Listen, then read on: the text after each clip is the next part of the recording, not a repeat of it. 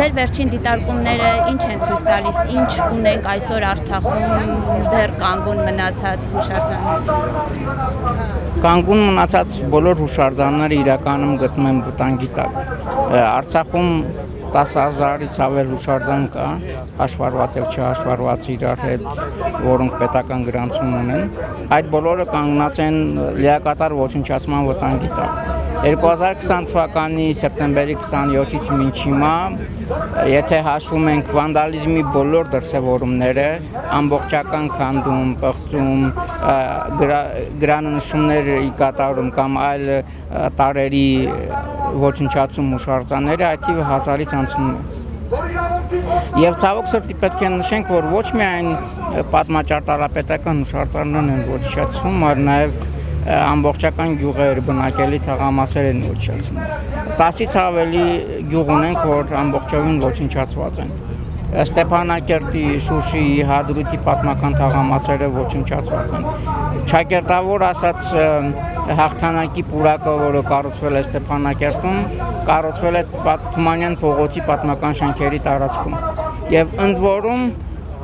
երբ որ մենք արձանագրեցինք Ստեփանակերտում երկու եկեղեցիների ոչնչացումը, Սուրբ եկեղեցին եւ Ստեփանակերտի Մայր տաճարը, դրանից անմիջապես հետո Բաքվում հավատարմագրված օտարերկրյա դեսպանները եւ դիվանագիտական կորպուսի այլ ներկայացուցիչները ապօրինաբար այցելեցին Ստեփանակերտ եւ Շուշի եւ ընդ որում նաեւ այդ Չակերտյալ հաղթանակի պուրակը, այն վայրը, որտեղ նախ պատմական շենքեր էին եւ տեղի բնակիչներին են, հայերին են պատկանում եւ դրանից թամենը մի քանի մետր հեռավորության վրա գտնվում էր Մայր տաճարը, որը ոչնչացվել է։ Եվ նմանատիպ յուրաքանչյուր այցերով այդ դեսպանները, միջազգային կազմակերպության ներկայացուցիչները կանաչ լույս են վառում Ադրբեջանի համար նոր մշակութային ցեղասպանություն իրականացնելու եւ բոլոր փաստերը վկայում են, որ մենք գործ ունենք 21-րդ դարի խոշորագույն մշակութային ցեղասպանություններից մեկի հետ։ Եթե հստակ քայլերով դեմը չարվի, մենք ցավոք սրտի մի քանի տարի հետո ունենալու ենք երկրորդ Նախիջևանը։ Իսկ ով պետք է Ադրբեջանի ստիպի, որպեսզի այդ քայլերին չդիմի։ Նախ միջազգային բոլոր կազմակերպությունները, ովքեր ունեն առաջնային մանդատ, պետք է առողակարգային հայտարարություններից անցնեն հստակ գործողությունների, արագ արձակման մոնիտորինգային խմբեր ուղարկելով տեղում արձանագրելու եւ դեմը առնելու ճանապարհային ռեալ քարտեզների մշակման, դատական համակարգը միջազգային, այդ թվում նաեւ միջազգային քրեական դատարանը։ Իհարկե այդ ամենին հասնելու համար Հայաստանի իշխանությունները եւս պետք է քայլեր ձեռնարկեն, ինչը չեն անում։ Ցավոք սրտի միջազգային հարթակներում այս հիմնախնդրի բարձրաձայնումը մնացել է մասնագիտական խմբերի ուսերին, մնացել են անկախ հետազոտական ընկերությունների, կազմակերպությունների ուսերին, Սփյուռքի մեր կազմակերպություններին, Մայրաթորի Սուրբ Էջմիածնի եւ Գյուղակաթողիկոսյան ուսերի վրա։ Եթե այս ամենն էլ չլիներ, պատկերը լրիվ այլ կլիներ եւ մենք ավելի սարսափելի իրավիճակների հետ ականատես կլինենք։ Բայց պետք է մի կարևոր հանգամանք էլ նշենք, որ վանդալիզմի դեպքերը իրականում ավելի շատ են, քան արձանագրված են։ Եվ սա ցավալի է եւ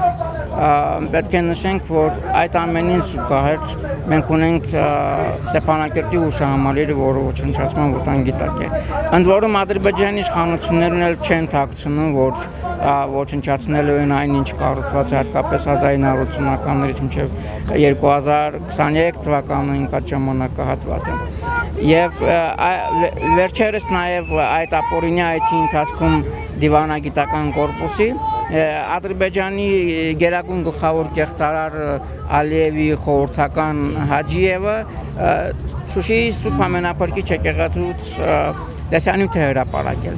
նշելով, թե իբր եկեղեցուն վերադարձվել է նախկին տեսքը, վերականգնվել է հաշվի առնելով բոլոր չափանիշները, այդ ամենի իրականության հետ որևէ աղերսներ չունի։ Չակերտավոր վերականգնման աշխատանքները ոչ մի աղերս չունեն այն չափորոշիչների հետ, որը դրված է հուշարձանի վերականգնմանը առաջին։ Դրա անվան տակ եկեղեցու ամբողջ դիմագիծը խեղաթյուրվել է։ եւ հայկական ամբողջ հետքը ոչնչացվել է եկեղեցու տարածքում խաչքարն են ոչնչացրել Ադրբեջանի պետական քարոզչամեքենան եկեղեցու նախկին տեսք ասելով ի նկատի ունի այն լուսանկարները որտեղ որ երևում է զանգակատան վրա խաչի բացակայություն եւ կլորավուն գնդբեթը եւ ցույց է տալիս որ եկեղեցին նախկինում այդ տեսքն է ունեցել իրականում եկեղեցին այդ տեսքը չի ունեցել մինչև 1920 թվականի մարտի 22-ից 26-ը Շուշիի հայերի ցեղասպանությունը եկեղեցին ունեցել է ճիշտ այն տեսքը ինչ մինչև 2020 թվականի հոկտեմբերի 8-ի ոչնչացումը Եկեղեցու դիմագիծը խեղվել է խորհրդային ժամանակահատվածում։ Նախ եկեղեցին 20 թվականի այդ ցեղասպանության ընթացքում էր ուժեղ, այնուհետև 1940-ական թվականներին վերահատվել ծորենի պահեստի, իսկ 1950-ական թվականներից սկսած եկեղեցու որոշ սրբատաշ ադրբեջանցի զավթիչները շինարարական նպատակներով օգտագործել են։ Սա վկայում է այն մասին, որ ադրբեջանի իշխանությունները խեղաթյուրում են եւ ոչ միայն խեղաթյուրում են եկեղեցու պատմությունը, ամբողջականությունը, այլ նաեւ այդ կեղծարարությանը մաս են դարձնում նաեւ օտարերկրյա դեսպաններին դարձնելով Ալիևյան ռեժիմի բռնապետական անձնական, այսպես ասած, օգտագործման քարոզչական մեքենաներ։